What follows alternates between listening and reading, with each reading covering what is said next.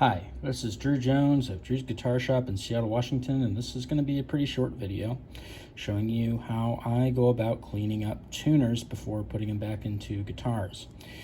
So this isn't cleaning the internals of the tuner. I think that I have some other videos about that. This is more about the cosmetic situation that goes on the outside of these kinds of sealed tuners. I realize that this video might be a little limited in that I'm only going to show you how to do it on these sealed tuners, but that's what I got in front of me, so that's what I got for you today. So on this tuner here, you can kind of see that there's some scuzzy stuff, you know, kind of building up around the sides. This is pretty typical for, you know, tuners that have seen any use over the years. This one isn't as bad as I've seen some, but you know, certainly it's got some stuff going on there, so we're going to go ahead and clean it.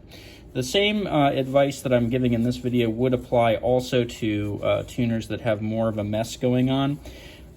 It's just, you know, you'd have to do more of what I'm doing here. So this chemical here that I'm pouring into this rag is naphtha, and what this does is it removes the kind of grease-based stuff that you're going to find on the tuner. Whenever you're cleaning a mess on an instrument, well, at least whenever I'm cleaning a mess on an instrument, I like to kind of view it as a two-step process. Number one, I've got to go in there and I've got to eliminate the stuff that's kind of oil-based. So there's going to be some crud that builds up that's going to be more susceptible to oil-based cleaning agents. This is an oil-based cleaning agent. And then you've got to go through and you've got to do the stuff that's water-soluble, because there's going to probably be both types of thing on a dirty part or a dirty guitar. And then you go through and do a dry wipe to kind of get rid of the residue of whatever cleaners you were using. So we're going to go ahead and take this, and I'm going to go ahead and put this down firmly on the bench. And I'm going to take this and I'm going to go ahead and rub pretty firmly. This is a shop towel that I'm using here, and so this is a non-scratching, non-abrasive towel, and I'm basically kind of putting this down firmly against the table, and I'm using to my advantage the fact that this has some flat surfaces. So there's this flat surface, and then there's this flat surface, and then when it comes over here, I'm going to kind of treat this as two different surfaces. So I'm going to do this side here and then this side here of that curve. So first of all, coming over that side that has the little lobe where you put the screw, and then next coming over here and doing this one here. Now if you notice, this one is also a flat surface if you can rub it that way, which is what we're going to do. So we're going to go right up against that post there where the tuning key is, and we're going to go ahead and give that a nice little rub. And then to get this whole area around the tuning key, I'm going to take advantage of the fact that the tuning key turns, and so I'm going to grab a hold of the whole thing, and I'm just going to go ahead and give it a wipe like that. And you can see that we already got this thing a lot cleaner than it was. But now what I'm going to do is I'm going to go ahead and take this. Now this is a water-based something, so this is Dunlop 65. It's my favorite polish to use here. And I've already coated this rag in it, and I've been using it. So I'm going to go ahead and do the same process, keeping that firmly against the table, using those flat surfaces to my advantage, kind of going over this surface here, holding firmly to this tuning post here, and that's how I'm kind of making that work. And then we're going to do this little surface here, and then we're going to do the thing where we grab hold of the tuner button and we're going to rotate.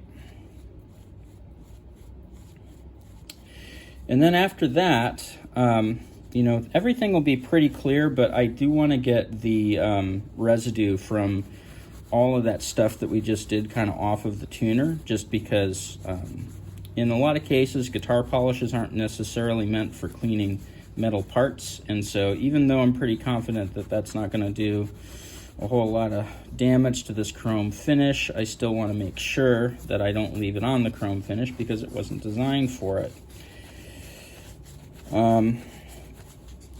So this is just a dry rag that I'm taking and kind of rubbing off all of the stuff that I just wiped this thing down with. And you can see now that we got a much, much cleaner surface. In any place you touch it with your fingers, there's going to be some kind of residue left behind. So that's what that little cloudy thing was, and you can get rid of that by just giving it a dry wipe with a nice clean rag. But that's how I go about cleaning up the exteriors of these kind of sealed tuners.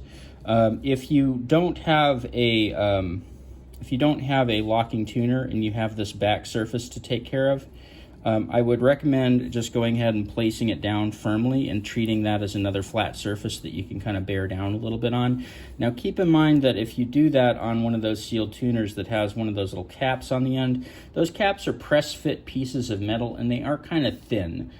So just keep that in mind and maybe apply more side-to-side energy than downward energy, because if you apply a lot of downward energy, those plates can get dented, and if they do, there is some grease and stuff in there that you don't really want leaking out if you do damage that press fit connection. So just be aware of that when you're going about your cleaning.